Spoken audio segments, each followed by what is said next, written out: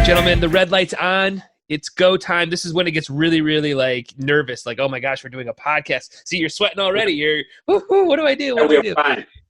Yeah. All right. So I ask all my guests this when we first start. What'd you guys have for breakfast this morning? Yeah, let's start with Peter. He's the breakfast guy. Actually, I had a big sandwich, some eggs, like scrambled eggs. Also, my fiance doesn't let me out from home when I can eat my apples, so also I had some fruits. So I think I'm totally okay with it. Yeah, from my point of view, I usually skip breakfast. I can work much intense level when I skip breakfast. Breakfast is not for me. Maybe an early lunch, what I used to have, and it's much better for me. But where we are now, it's in the afternoon, so we are over for that. All over for the breakfast. All right, awesome, cool. I think we're sounding good. So why don't we go ahead and jump right into it? So first, why don't you tell my listeners, who you guys are, so they can get the sound of your guys' voice, because since there's two of you, and then what you're currently raising money for over on Indiegogo. Okay, so my name is Tamás Marczali. I am a Hungarian native. We are living in Budapest together with Peter, and we employ approximately 15, 16, 17 employees who are working now this project, this AiT Smart Products project. And we are basically in Europe, in the heart of Europe, and we are doing this product launch from here. So this is what we are doing, and we are kind of innovative company. We used to have some other innovations, what we did in the past. And now, since early 2018, we started to work with this Smart Desk project. And now we are live with Indiegogo, and hopefully when the Indiegogo campaign will be over, we start, let's say we go to the real market, which is very exciting for us. Cool. Awesome. Peter, if you want to go ahead and introduce yourself here so people can hear your voice. So I'm Peter Lanchalic. I didn't even try to pronounce my family name in English, so let's stay like this. I'm the operator leader of the project. So after Thomas figured out what to develop, we started to do immediately, started to do the marketing strategy, things like that.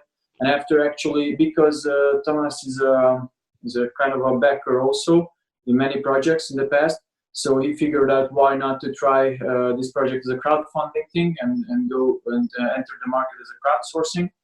And actually, after we started to develop everything according to that, we started to do our researches, analytics, things like that, and we totally hit the market on our own. So we launched our project without any external help. Of course, Indiegogo helped a lot for us during the early stages, and also they help us to manage our campaigns right now. And here we are. So as Thomas said, we are raising funds, actually not for development, but to collect as many orders as possible during this campaign and to go live afterward. Well, cool. So for my listeners who haven't really figured out quite yet, so why don't you tell them what the actual project is? How do you guys kind of describe it? They haven't visually seen it yet. So what is the Smart Desk? What's it called? How do you kind of describe it to people? Okay, so let's start with the basics. Why we invented this innovation? We work a lot with our normal desk. Usually we work a lot, and it was very frustrating. We became tired very easily, and then I personally received some back pain, which was not very good to have. And I just recognized that I sat, let's say, 3-4 hours without any breaks or something like that. So I felt that I have to do something, not just because of my health, but because it's not normal. It's not the way how we used to deal with working in an office. And then I just start to put some boxes on top of each other, and then I took my iPad or my notebook on the top of the building, the structure, and it felt good. But it's not very practical. So after a few days, I figured it out. Okay, let's check what kind of standing desk I can have from the market. And we checked the market, and we recognized that there are some cool projects, but but maybe we might be able to do it better, differently, with a cool design, with smart functions. And because I told you before that I have a small engineer team here in Hungary, we started to speak about what can we do differently, and then we came up a few weeks later. We came up with the original idea how we can do this and how we can manage this, and now it looks like it will become reality very soon. Also, we have a lot of prototypes now, so not just one piece, but several generations what we have. So we are now on the third generation, which is almost the one what will be in the production very soon. We are just doing some final tests and checking if everything is all right with this. Then we will start the mass production, and we came out with a very cool product. And as we see now, and the feedbacks from our backers and from the market, it looks like they like the product as well.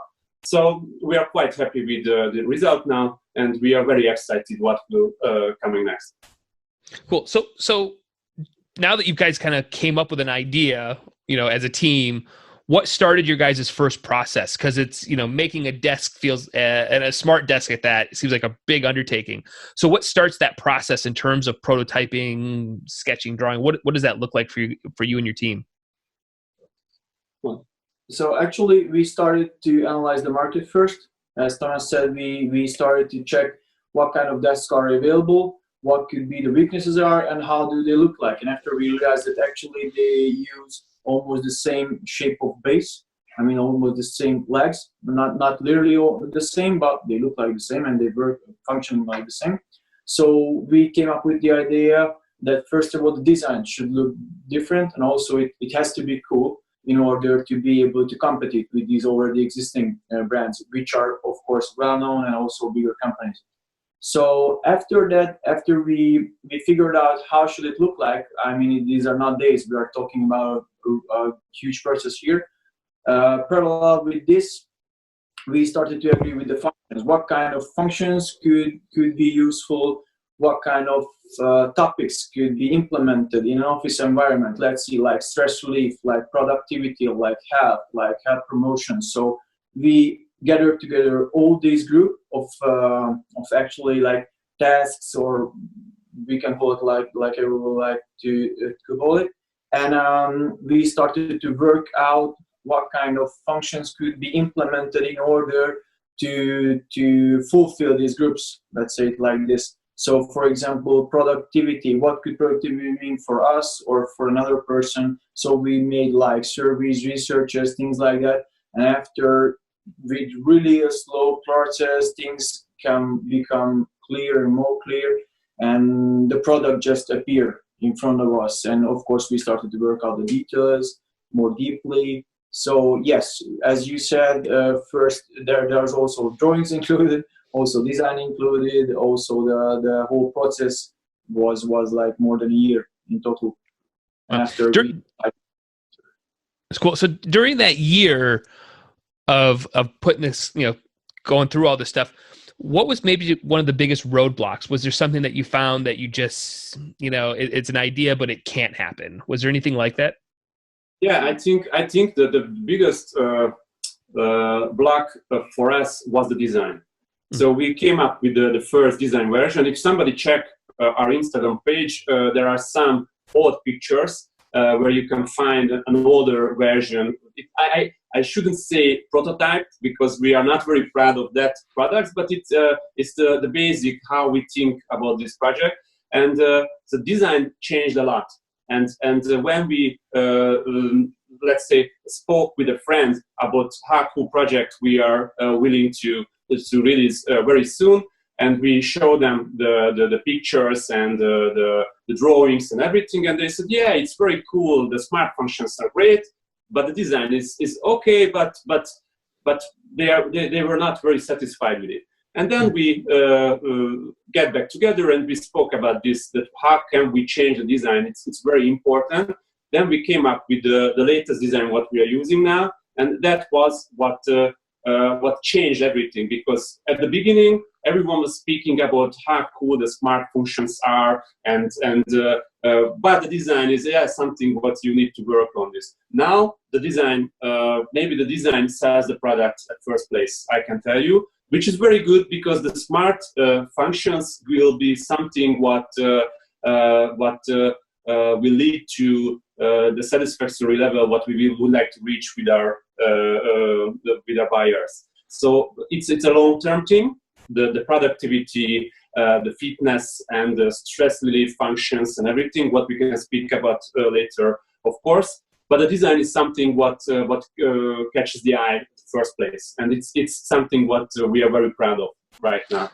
Yeah. Did you guys ever have to be conscious of having too many features? You know, sort of the death by 1,000 cuts, or having so many things that it doesn't do one thing really well. Is that something that you guys had to be thinking about when you were putting together a lot of this ideas? Yes, I think we already like reduced the half of the functions. I mean, we already had so many things in mind at the beginning that that we had to get rid of a few of them.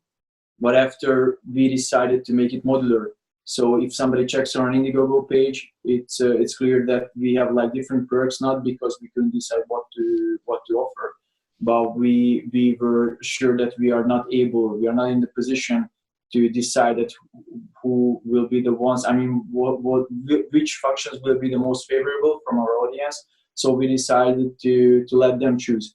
Mm-hmm. So we offer like add-ons and also like pre-made packages. Well, we think it could be useful, but because of this factor, as you said, there's so many things. Maybe somebody thinks that wireless charge is a really cool thing. Somebody thinks that is absolutely useful to have. Somebody thinks that, for example, the air quality sensor. Let me tell the audience something about the air quality sensor, because this is let's say my number one smart feature in the product. Of course, if we are not speaking about the height adjustable thing, which is the most important thing, but if we are speaking the smart functions, the air quality sensor is something like what I can tell you. We spoke and we wrote with several thousands backers, potential buyers, and somebody who are interested in our project, and most of them ask, okay, what is this air quality sensor? What is this stupid thing? Why you put it to the desk? It's not important. And I can tell you, in my home and in my office, I use these air quality sensors, and it's surprisingly a lot more often it says that you have to ventilate your room, you have to open the window than I thought it before. So it's something what I found that can higher my productivity with 10 or 15 or 20% in a day when I'm aware that I should open the window, something like that.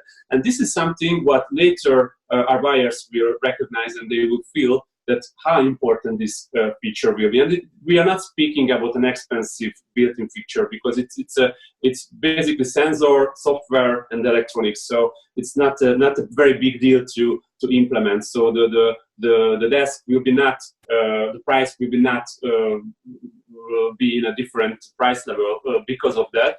But it will be something what later, 1 year later, 2 years later, the audience will say, okay, that's a cool feature. I agree. So I'm waiting for that point. Yeah, that's cool. When you guys are doing that many different features, how do you sort of set up pricing and structuring to make sure that it makes sense to have that sort of feature? Like, could there be something that's like, yeah, that would be really cool, but it'll, our price range will now go up $1,000 or whatever it might be. How do you guys sort of navigate those waters around? Yeah, it's cool, but we also have to make sure that it's affordable and fits into the entire aesthetics of the whole product. Actually, price is determined from many factors according to our point of view, and also I think it's also fact.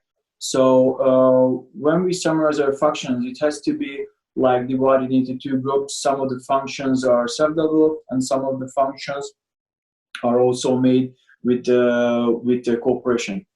And actually, if we are speaking about suppliers, because we are not able to produce everything, of course, like everybody, that's why it's really important to do a huge analysis just from the very beginning, including all the functions, what we were speaking in the past few minutes, and to start to see the cost of the self-development and start to see the cost of the different components and suppliers. So actually, to be honest, this is a really hard question to answer of, but in total, it depends. I mean, it depends on too many factors right now. I mean, not right now, in general. So as Thomas said, if we are able to implement everything, I mean, we were able to implement everything because it's really important because we already have the product. I mean, we are just about to launch, as Thomas said, the 0 series now. So it's we enclosed the prototype series, and we're just about to send the 0 series to production. It's a big milestone for us. So in this case, it's all about numbers right now. So as I said at the very beginning, we are here to collect as many orders as possible, because if we are able to collect more orders, then of course the production will be easier for all of us, and we can sell the products further on for a more discounted price. That's cool. That's cool. How, when you guys are, getting ready to go to that next phase, you just talked about that important milestone of the next, I guess it's more of the final prototype. Is that how you describe it? Production, right? Prototype. How do you guys know that you're at that point? Is there something that, you just know that you have it, you're ready to commit to this? What are you trying to just check off boxes? Does it look good? Is it actually fully functioning and working? Like what's happening behind the scenes for you guys to be ready to go to that next step? Well, this is something what what I can tell you about this. Like when you have a children, and the children reaches a certain age when the children has to go to school, and this is something what I can tell you. So at some point we reached that we are very satisfied with the product. It looks cool. The functions are working, and we can move forward with this. And some point after a lot of several hundreds of hours of testing, we decided that it can go to production. And the production is, we calculate that we will have with Indiegogo something like a little more or less 1,000 units sold, something like that. And there will be an early stage production, what we are doing like 50 or 100 units. This is what we are doing, and we are preparing to do very soon. And then we will check very carefully those units. And if it's all right, and we are doing something like that, what you told, that we are doing, okay, it's all right, it's working, it's very good, looks cool, then we start the mass production for the remaining products. So this is something, and of course, we have a lot of experts who helps us, who had also a big manufacturing background, and they know a lot of companies who did that before, and we are relying on their experience, what they are suggesting us. So right now we are negotiating with a lot of experts what can we do and how we can deal with this. That's cool. That's awesome. When does using Indiegogo start fitting into your narrative of prototypes, and when do you guys as a company start discussing that we're going to go to crowdfunding as a potential launch? Excuse me, come again? What was I didn't hear the question. So sorry. When did you guys start thinking about using Indiegogo? Okay. I think it was somewhere maybe last year, August. July. Well, actually, it was Tom's idea to go on crowdfunding. With the company, yes, it was a little more than 1 year ago, something like that. But in my mind, because we did a lot of development before, but all of these development, it was connected to the gas station industry. So we produced smart and still producing smart gas station units, where you have a huge touch screen and a camera, face sensor, you can pay with cash, credit card, and everything else. So it's a very interesting unit, but this is something what you have to use your connections to sell, and you have to connect it to the governments, the oil industry. So it's a very difficult field to move forward. It's B2B, yes. And I was always, since 10 years ago, I was an early backer of a lot of successful projects with Indiegogo and with Kickstarter. And I thought that at some point I would like to do an Indiegogo or Kickstarter project because I would like to get the instant feedback from the customers, potential customers, that how they like our product. And I would like to deal with the customers. It was very important. But we came up some other ideas before in 2015-16. What we produced, we did a prototype from that. But we thought this is something maybe not very cool for a lot of people. And then we postponed them. We already have 3 or 4 several projects, prototypes. What maybe later will be very cool. And we used that experience. And now, as soon as the Smart Desk table came out from my mind that we should do something differently, I thought that it could be a very good thing to do with the crowdfunding, because we will have the immediate feedback, and also it's a huge marketing opportunity. The point that we are speaking now about this desk is also a marketing opportunity for us to spread what we are thinking, and it's a very cool thing to do, because from a small company's point of view, it's easier to enter the market. So we doesn't have to invest millions of dollars to start the market. We can do it with much less resources, which is very cool to deal with. So this is the original idea behind why we choose the crowdfunding process. And also the whole idea is accomplishable because of our backers. So we would like to grab the initiative and thanks for all of them who were believing in us from the first place. Also for our early subscribers and our already existing backers. So thank you all, guys. It's really cool to work with you. Yes, and if I can add one more thing, so we will ship the products. So we are not the kind of company who took the money and live very happy with this. I already have some experience with these companies with the crowdfunding who took my money, but I never get anything. And it's very frustrating, I understand. And the biggest issue with the crowdfunding, we get this several times, that they don't trust with the crowdfunding.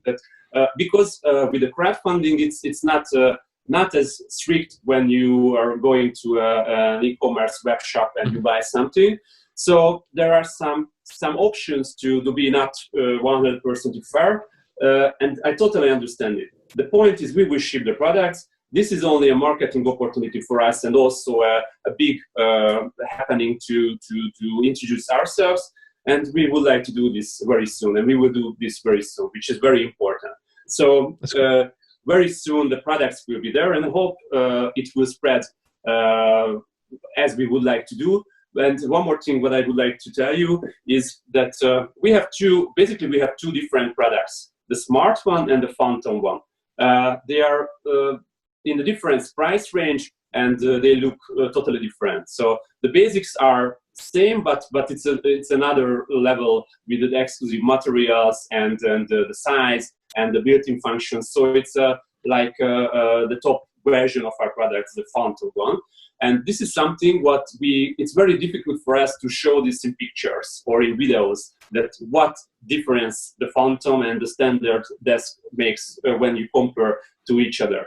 Later on, when we have a lot of, when we satisfy our buyers, and somebody will let a guest to their office and show that they have the Phantom One, immediately it will spread, because it's you know the feeling when you see a car from a picture, and when you see it in live, it's a totally different feeling what you have from it. This is what will happen with the Phantom One for sure. Yeah. So it's an interesting journey. Yeah, I can imagine. So for our listeners, we haven't really discussed actually where you guys are with the Indiegogo. So let's flip over to that for just a moment. So you guys have literally crushed your goal. You had about a $10,000 goal, and currently when we're talking, you've got about 2 weeks left to go, and you're over $220,000 here. So major success, over 277 backers, which is awesome. What were there any metrics that you were looking for internally before you launched the campaign? Were you trying to get email addresses? Were you doing like a pre-launch? What were you guys doing before you hit the go button on the Indiegogo so that you knew you were going to be successful? Yes, we were collecting subscribers, as you mentioned. So we did the pre-launch campaign, also including a giveaway at the very first place. Maybe that was not the best communication what we could choose, but we did. And because our expertise advised us not to come up with the idea with the Smart Desk itself, but to include many other well-known brands. We did that. After that, we realized that it could lead to miscommunication. So we were facing this issue as the first place. And after, as soon as Indiegogo let us to do the pre-launch, we immediately get initiated with the pre-launch, and we started to collect more subscribers and actually focusing only on our desks itself. So which was a very good thing to do. Yeah, we can tell you. Which was much better than to let our focus be on the only one and only thing.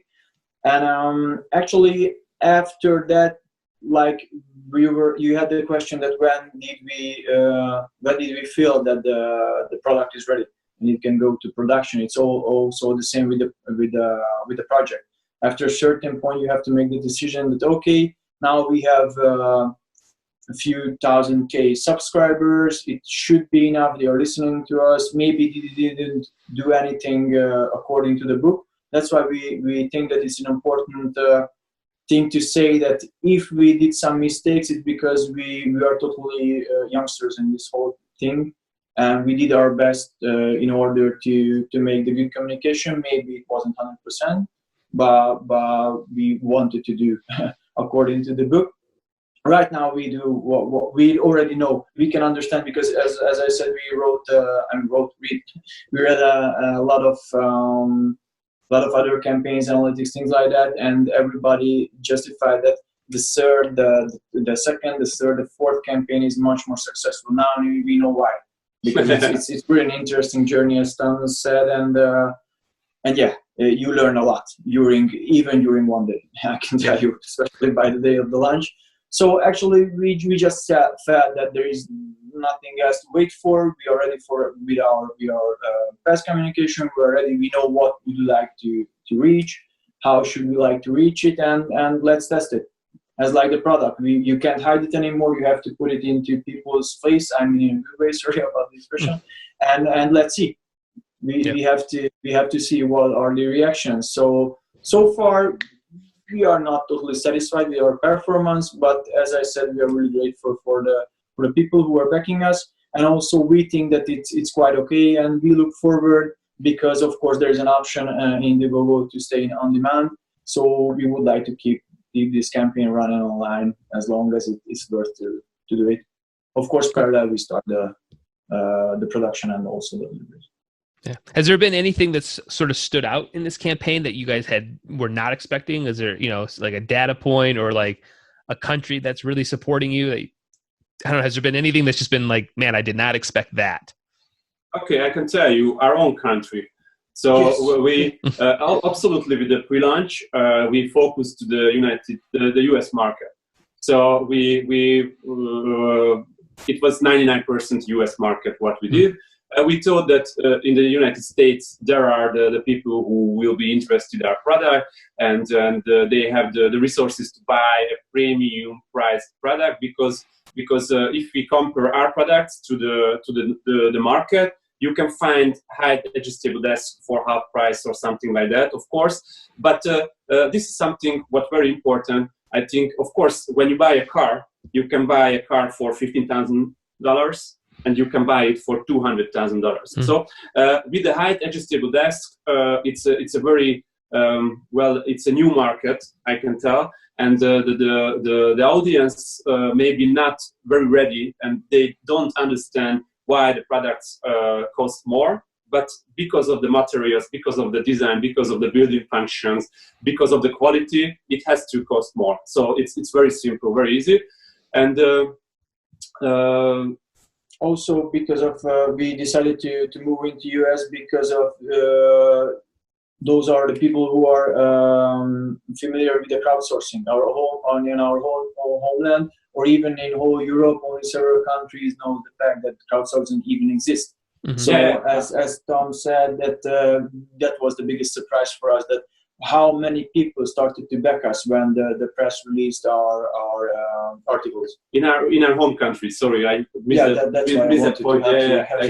Thank you. So in Hungary, where we born, we received a lot of good feedbacks, and we received a lot of backers. So the number one country right now, what we can tell you, is Hungary right now. It's a surprise for us. So it's a very cool feeling that they are supporting us, and they are looking for our company. They're searching us. They would like to offer opportunities to work together, and or just send us a message that, oh guys, this is a very cool product. We are very proud that you doing something, an innovation, a very interesting new product from Hungary, and this is something what we can be very proud of right now. Also, during these circumstances, when you open the news feed and the news are let's say 90% bad, we gave some positive influence for them. And it's a very good feeling right now that we have been able to do this during these circumstances, what we are facing now. That's cool. That's cool. So, after the campaign ends and all the money drops in the bank account, what starts happening for you guys to get these desks into your backers' hands? I would like to buy a yacht. Me, a really good sports car. Yeah. So he is a Lamborghini fan. So something like that. Sorry, we are always joking about this. Only the long-term perspectives are the short-term are to deliver the product. So right now, our number one focus is to deal with the manufacturing. Right now, so we are negotiating every day from 8 to 8 or something like that with potential partners and with our engineer team. How can we provide the best potential product? So this is what we are doing now.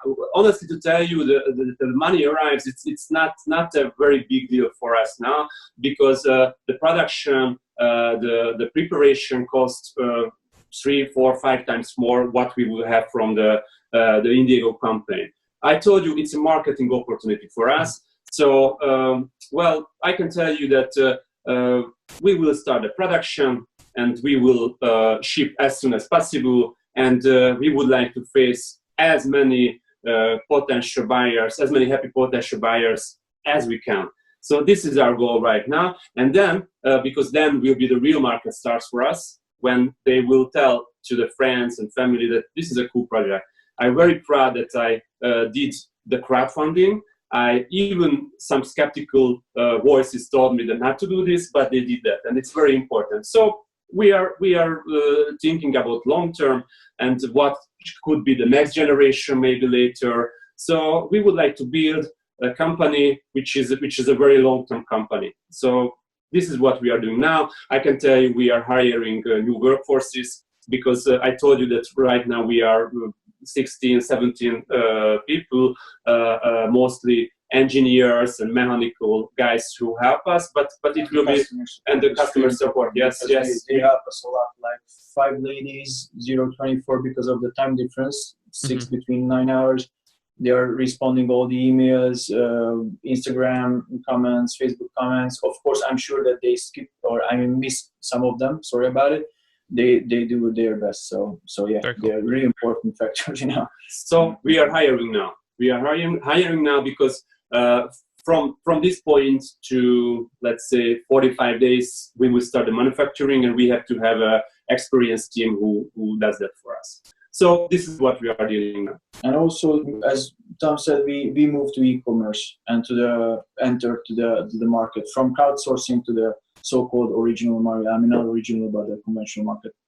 And we start to compete as hard as possible. It's very cool. Very cool. Well, where can people kind of dive in and learn more outside of the Indiegogo campaign? Where can people kind of dive into your guys' your world? Actually, we summarized all the necessary information on that page. We think that it's the most useful. You can, if you, for example, fell in love with our product, which would be great, then you can instantly pre-order it.